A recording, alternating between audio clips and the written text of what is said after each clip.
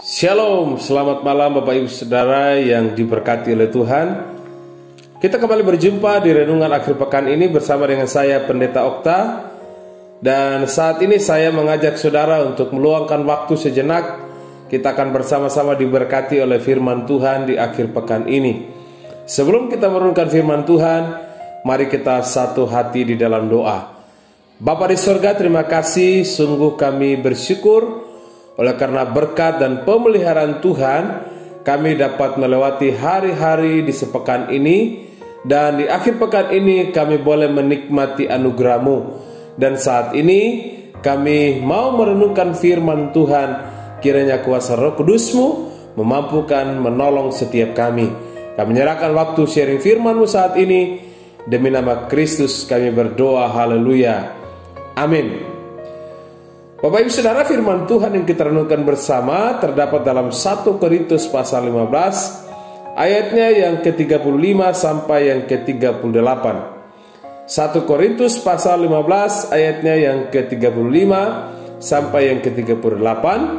Firman Tuhan berkata demikian. Tetapi mungkin ada orang yang bertanya, bagaimanakah orang mati dibangkitkan? Dan dengan tubuh apakah mereka akan datang kembali?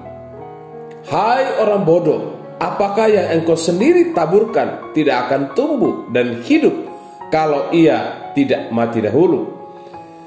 Dan yang engkau taburkan bukanlah tubuh tanaman yang tumbuh, tetapi biji yang tidak berkulit, umpamanya biji gandum atau biji lain. Ayat 38. Tetapi Allah memberikan kepadanya suatu tubuh seperti yang dikehendakinya. Ia memberikan kepada tiap-tiap biji tubuhnya sendiri.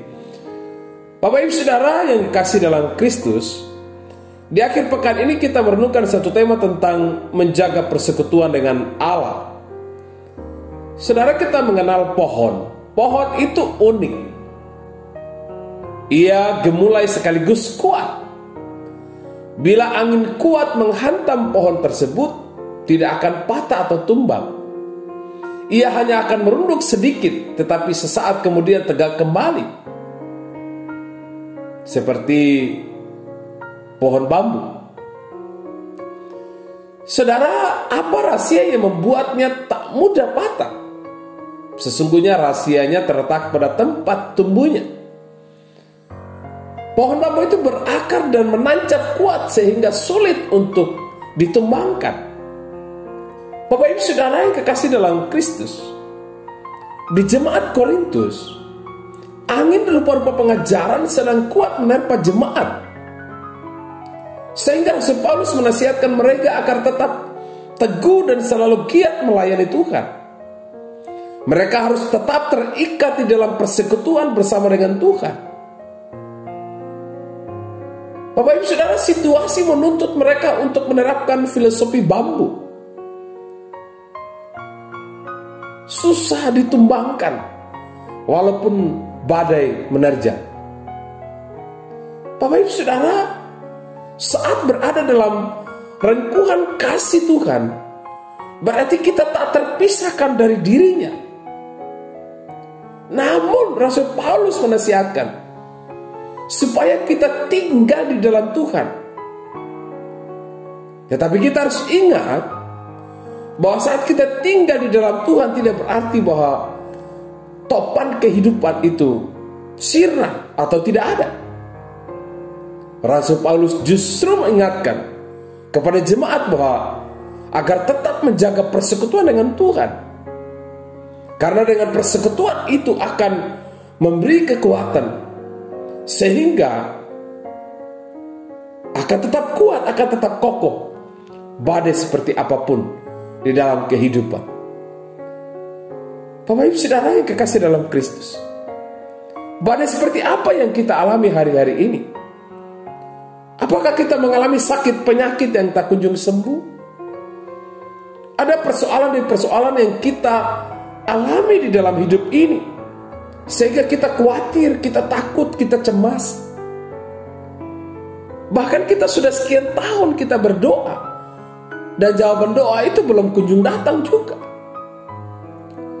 Bapak Ibu Saudara kasih oleh Tuhan, Paulus sekali lagi menasihatkan bahwa kita harus kuat di dalam persekutuan dengan Tuhan. Tidak hanya di hari Minggu, tidak hanya di hari ibadah doa atau ibadah tertentu, tetapi persekutuan dengan Tuhan itu harus continue dan terus menerus. Apakah itu di pagi hari, di siang hari, di sore hari, di malam hari. Bahkan mungkin kita dalam perjalanan menuju ke tempat kerja, kita sedang berolahraga, kita sedang duduk, kita bisa bersekutu dengan Tuhan di dalam roh dan kebenaran. Karena dengan persekutuan dengan Tuhan, Alkitab jelas sekali mengatakan persekutuan kita dengan Tuhan tidaklah sia-sia di ayat yang ke-58. Jadi lelamu persekutuan dengan Tuhan tidaklah sia-sia. Oleh karena itu, biarkanlah di akhir pekan ini kita perlu belajar bergaul karib dengan Allah, membuat kita lebih mudah untuk mengenali isi pikirannya. Dan bergaul karib dengan Allah membuat kita bertahan, bahkan membuat kita kuat di tengah-tengah tantangan kehidupan. Mari kita berdoa. Bapa di sorga, terima kasih.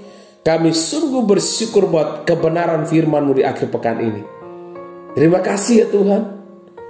Saat ini hamba-Mu berdoa, biarkanlah setiap umat-Mu yang saat ini sedang mendengarkan renungan firman Tuhan ini, ada lawatan Tuhan, ada pemulihan, ada jalan keluar yang Tuhan beri dalam hidup mereka.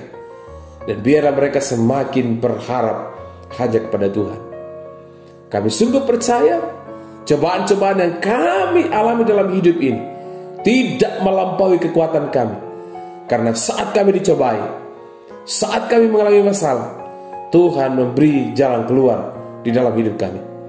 Kami berdoa dan mengucap syukur demi nama Kristus, Juru Selamat. Kami berdoa, haleluya, amin. Demikianlah renungan di akhir pekan ini. Tuhan Yesus memberkati Bapak Ibu Saudara. Salam optimis karena Tuhan ada. Shalom.